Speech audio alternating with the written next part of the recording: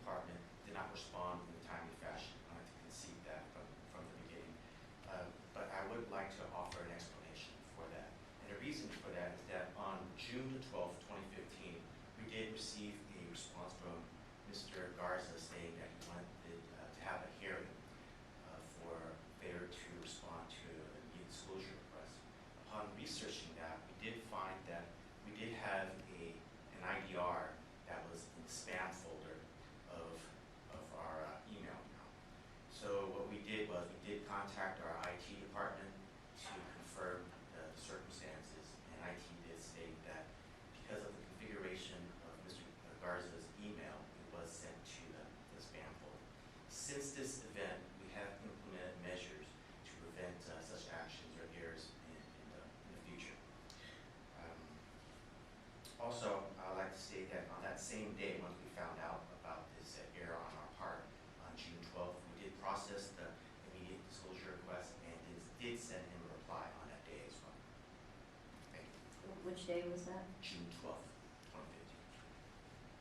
So we did get an email on June 12th, 2015 from Mr. Garza stating that he did want a hearing because we didn't respond to the IDR, and that was the first time we were aware that we had that IDR, but it was in the spam account. So it only sat for 3 days then? The 9th, we checked, it was the 9th that he sent the initial original request, so it was a few days.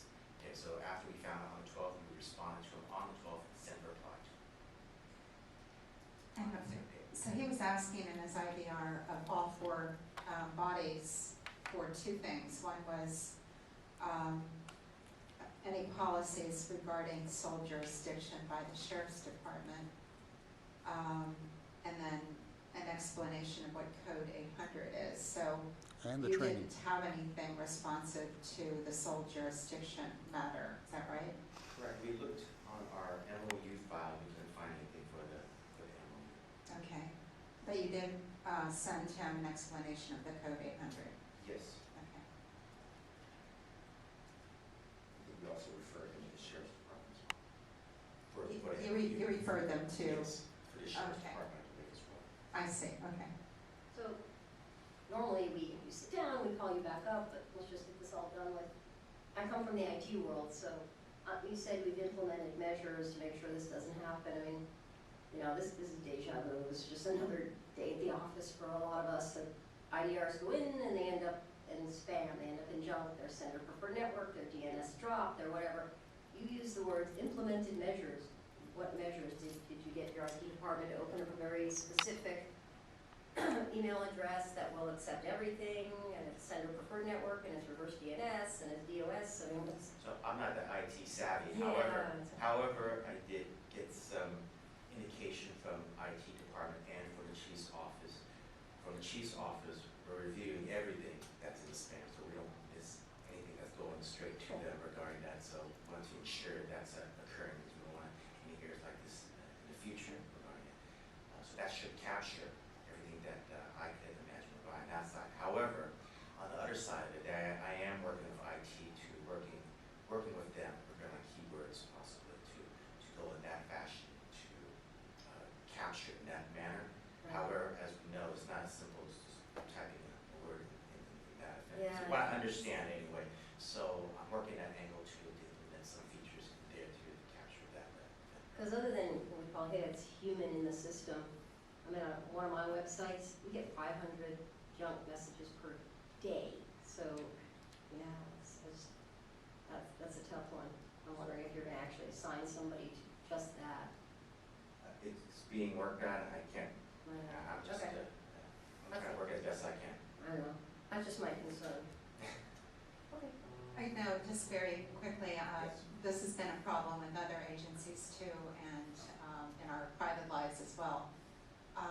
Some city agencies and departments have made it clear on their website where to Oh, yeah. send inquiries and how to label them. So it would be nice if there was some best practices or some uniformity across the city, but I agree. And for our website, hasn't happened yet. I'm sorry. And for our website, it clearly states where to send the email. That was my question. KRA request as well, whether through fax and also mail. It says specifically to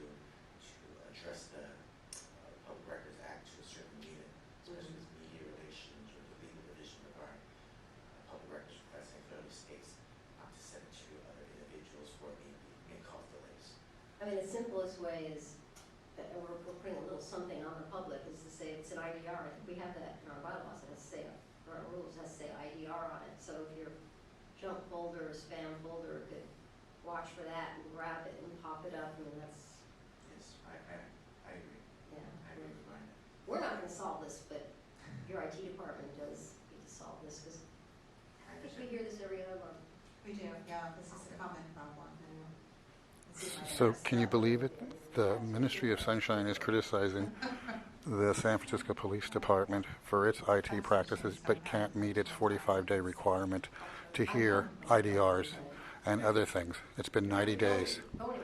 Uh, I might just say, Mr. Garza, if you could present the PRA to the legal division, and then we'll process it accordingly to not let that happen. I'm sorry, sir. I did it correctly. If your IT system is a failure, not my problem.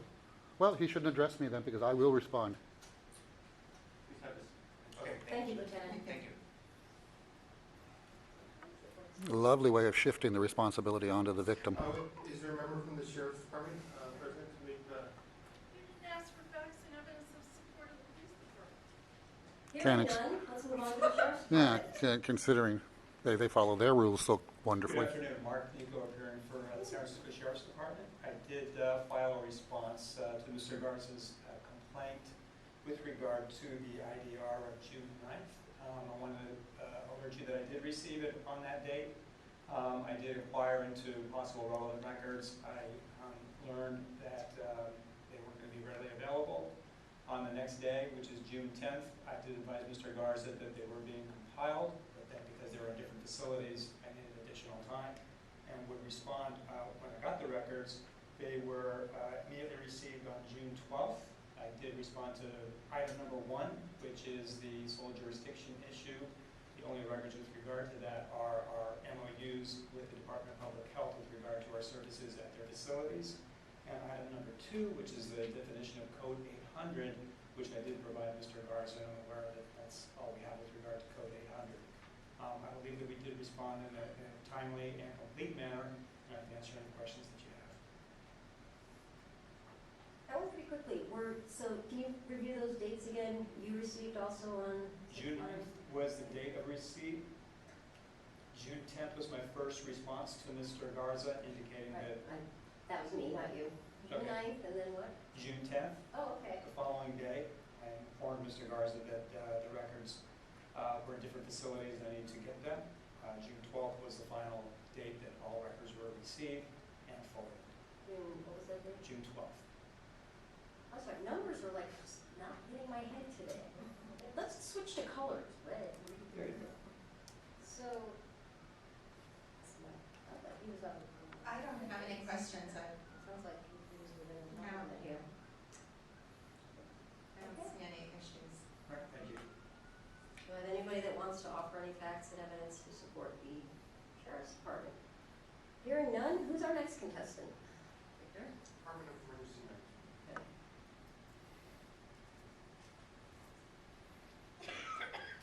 Good afternoon.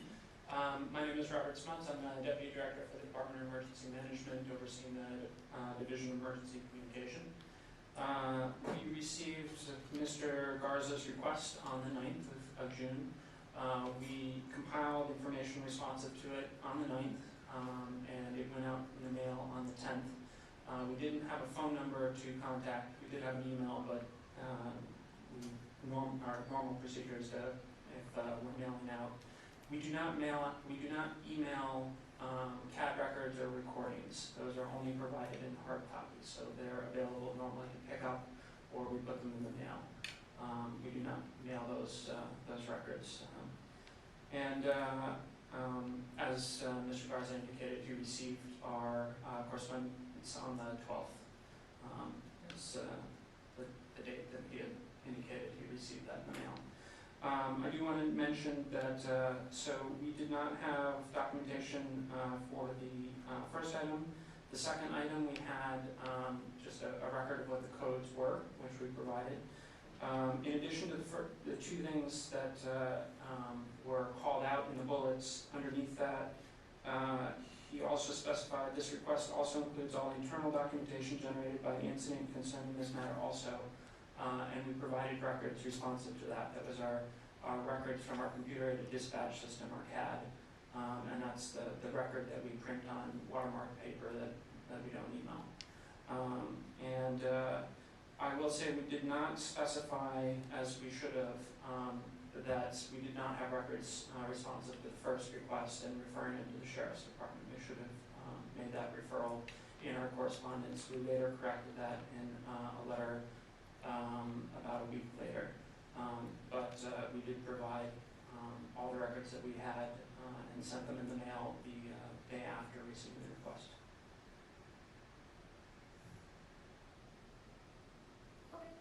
So just to clarify, so you received the immediate disclosure request on the 9th, and your policy is not to send these particular documents by email attachment. But what you did not email him and say, we have these documents, we'll be mailing them to you per our policy because of their nature. That's correct. We should have probably reached out by email and doing that. We saw that there was a dash in the line for phone number, so we just mailed them. We should have sent them by email, which is how he corresponded to us. Right, and then also let him know you had nothing responsive to the Correct. first item, that would be the Sheriff's Department, which ultimately provided that information. Correct. Okay. Just trying to sort all this out.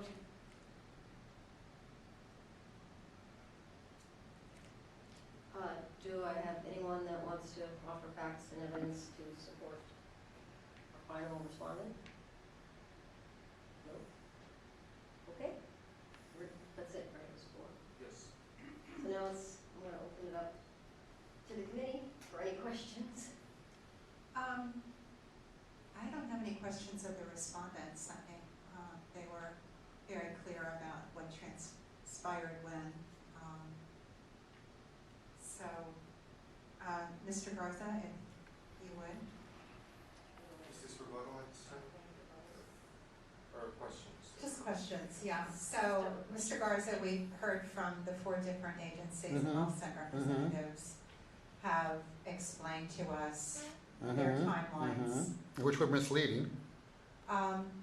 They gave you a misleading. The DEM said that they submitted stuff to me on the 10th, which I received on the 12th, which was not any of the stuff that I requested. That's why they sent something else out later. It was a total mislead, but it was wonderful. It was caught on video. The sheriff did the same thing because, nothing is responding to the second part of that code 800. Who does the training? Nobody has responded to that part of the question, which of course you guys are glossing right over. And let's not forget, I went to both of these places to follow up with their public information officer. To Mr. Nico to request a meeting to follow up on the incorrect MOU and the way it was described. The same thing with the Department of Emergency Management, and I've got those videos. You were misled.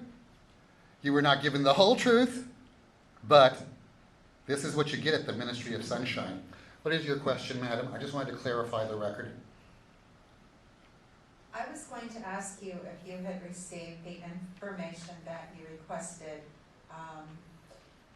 You received an MOU that explained that. Late. You No, have it.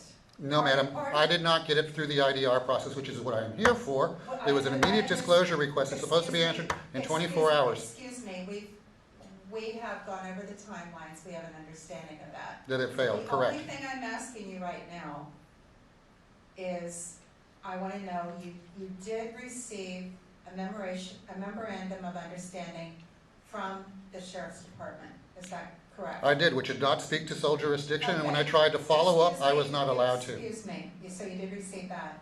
And then you received information about what Code 800 means. But not the second part of that question. Who trains the officers in this for ADA? Absolutely correct.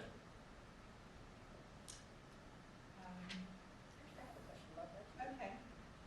But for that question, Mr. Garza, was towards the Sheriff's Department. No, madam. It was It was for everyone who's, the complicit players in this, turn a blind eye, wink, wink, sole jurisdiction policy, which doesn't exist, so we don't have to send you out a police officer so we can evade your rights, wink, wink. No, madam. It was for all of them to answer. If you're not going to be sending somebody out, you know, and the sheriff's there and he's labeling me this, and you're not going to send out a police officer, which obviously has code 800, you know, who trains these people? I could just say, you're code 800. You know, what makes you qualified? What makes them qualified? Are they medical professionals? Have they taken any courses? Or are they simply security? Thank you.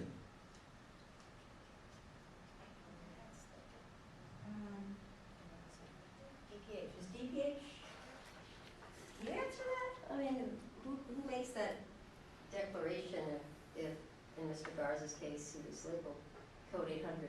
Who made that statement or declaration, or how was that? I'm just trying to follow along here, so I'm a little lost. I cannot answer that. But do you have any idea who else that was up here could answer that? I'm just gonna put it out to the The audience. sheriff. The sheriff, Mr. Nico, or Lieutenant William, I'm going to come and asking you that next. With regard to when code 800 is used, that is something that the deputy, sheriff's department or the police department would have to answer for themselves. It is a code like many others on a list. There is nothing in the training department that specifically trains on that. It is a matter that they can use for descriptive purposes. It is not a medical code. It is not a expert code. It's not a 5150, if you know what that is referring to. There's certainly training with regard to 5150, but code 800 is not necessarily 5150. So it's more of an observation. It could be an observation. It could be the deputy's words or the deputy's understanding of what they're doing. Can I say something in interjection to that? Excuse me, so, Mr. Nico, so this is something that in sheriff's deputies training would be part of the training, No training. The list of codes would be. the list of codes. There is no specific training section or training with regard to one specific code 800 itself. So there are a lot of codes that are used to describe various situations that the deputy would find himself or herself in. And Correct. this would be one that would be applied. And you can, in my response package is the list of all those different types of codes that run the gamut from A to Z. Thank you. I can tell you it was misleading because I had a 5150 from the DEM that was issued by the sheriff. Let's move to rebuttals. It's 3 minutes. So we'll start with the respondents first. Yes, are there any respondents who would like to make any rebuttals? So any of the 4 respondents, you have the option now of, after what you've heard, giving us a rebuttal of 3 minutes. Nobody's taking. I do not see any rebuttals at this time. Mr. Garza, would you like to make a rebuttal? Naturally, of course, indubitably, yes. The sheriff again misled you. You know, he was talking about, you know, the 800, and nobody trains their officers to call somebody a mentally disturbed person. Oh, how convenient. But they're supposedly trained in the 5150s, he says. Well, would you be surprised to know that I've got where their sheriff and everybody else, you know, labeled me 5150. It's right here. Can you please put the overhead projector on for me? Through the CAD report, through DM, the Department of Emergency Management. There you go, 5150 subject. So once again, you were misled by the sheriff. It's wonderful when you're an attorney and you can parse words and you can parse meanings, but you can evade the whole truth and nothing but the truth. Here in Sunshine. Sunshine. Let me say it for a third time. Sunshine. Now, mind you, he said none of these people were trained in ADA or anything else. So they're labeling people 5150 and 800 that are not labeled, you know, and they're not trained in ADA. Oh, that's right. They're just security to screw you out of your rights, to screw you out of your police rights to have, you know, medical law enforcement. Because if the Department of Public Health, by any chance, breaks the law, for example, not answering an IDR until August, you know, and when I ask for official misconduct, of course, that won't be pushed up because every time you push something up to ethics, it fails.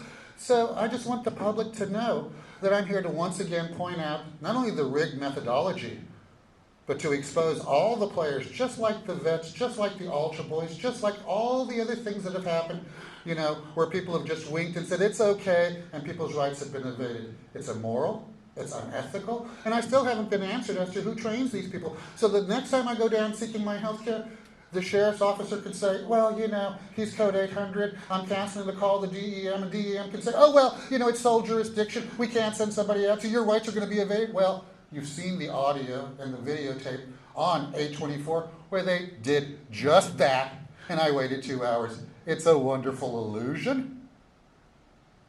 It's an inhumane proposition.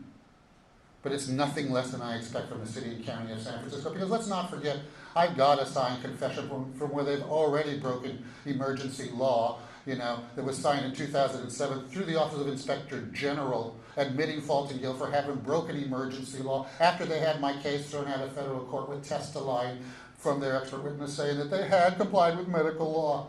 Look at the people you're dealing with, realize that they're paid to parse the truth and not tell you the whole truth. Oh, if only I could be a lawyer. Oh, that's right. I'll never get into heaven if I'm a lawyer. Never mind.